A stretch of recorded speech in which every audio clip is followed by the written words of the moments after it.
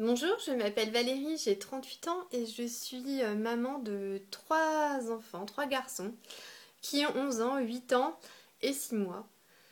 Alors je voulais partager mon expérience de maman et notamment des grossesses et vous parler plus particulièrement bien, de la prise de poids pendant mes grossesses. Donc à chaque grossesse, pour ma part, j'ai pris une vingtaine de kilos à chaque fois.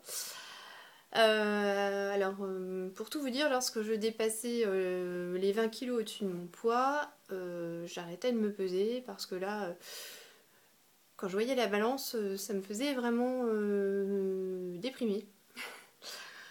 Et bon, voilà. Alors, bon, faut pas se mentir, hein, je sais comment j'ai pris tout ce poids. Et surtout toute cette graisse, cette peau d'orange autour des cuisses, des hanches, des fesses. Bon, j'ai mangé, ça c'est clair, j'aime les sucreries, j'aime me faire plaisir, et puis une chose que j'adore, c'est prendre le goûter avec mes enfants. Donc voilà, après l'accouchement de mon troisième enfant, d'ailleurs j'ai allaité pour les trois enfants, donc voilà, j'ai pas commencé de régime particulier parce que j'ai allaité mes enfants, donc j'ai quand même continué à manger ce qui me faisait plaisir. Voilà. Autour de moi, j'ai pu entendre des choses comme 9 mois pour prendre du poids, 9 mois pour perdre. J'ai notamment lu des choses assez impressionnantes, hein. Comme quoi les femmes aux courbes généreuses feraient des bébés plus intelligents. Donc si ça vous intéresse, je vous invite à aller voir un article dans Top Santé qui en fait explique que des chercheurs américains ont trouvé une explication à la graisse autour des hanches et des fesses des femmes.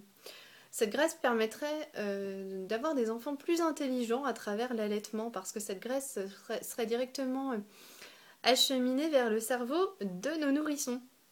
Voilà. Donc c'est aussi ce qui explique pourquoi les femmes ont 30% de graisse contre seulement 10% pour nos chers hommes. Quelle injustice.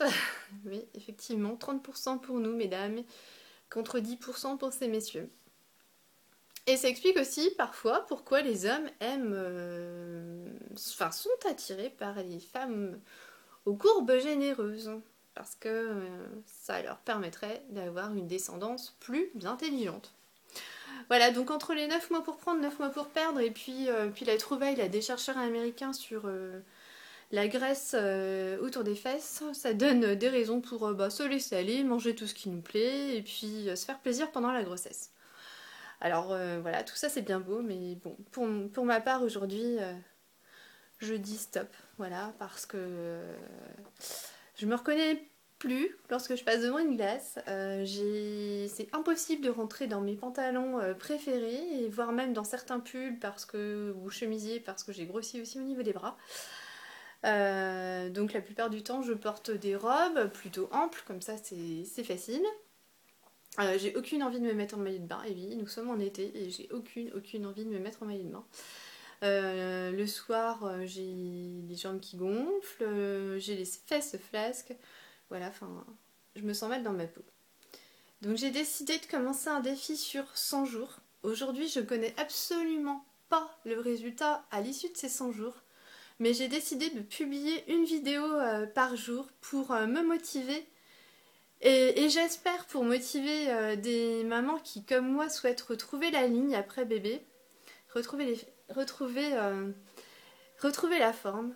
Donc je vais utiliser plusieurs outils que je vais partager avec vous durant 101 vidéos.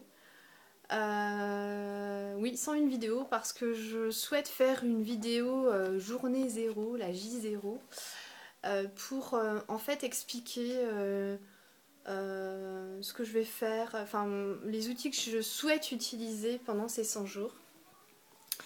Donc voilà, et puis ces vidéos pour moi c'est très motivant, je pense que du coup je pourrais pas reculer et ça me mettra une dynamique à ma démarche. Donc si tu es une maman qui comme moi souhaite retrouver la ligne après bébé, je te propose de commencer le défi avec moi et de partager ton expérience. Et oui, je pense que plus nous serons nombreuses à partager ce défi et plus nous aurons la force, l'énergie pour atteindre notre objectif. On pourra notamment partager les petites astuces, les expériences des unes et des autres et nous apporter surtout du soutien. Donc j'ai décidé d'intituler mes vidéos Sublime Maman J1, J0 pardon, pour la première journée.